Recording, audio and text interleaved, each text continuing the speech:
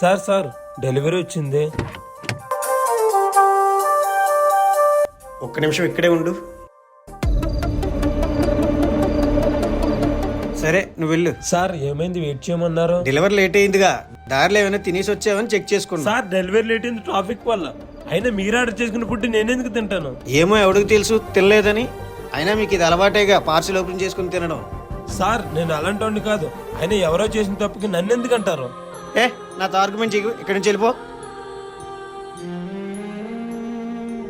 ఎవడో చేసిన దానికి నన్ను ఎందుకు అన్నాడో అక్కడ ఏం చెప్పాలో కూడా అర్థం కాలేదు. ఆర్డర్ వచ్చిందా, డెలివరీ చేసామా, అంతే. ఇదేనా బతుకొనుకుంటా. సర్లే, ఇవన్నీ పట్టించుకుంటే ఈ పని చేయలేం.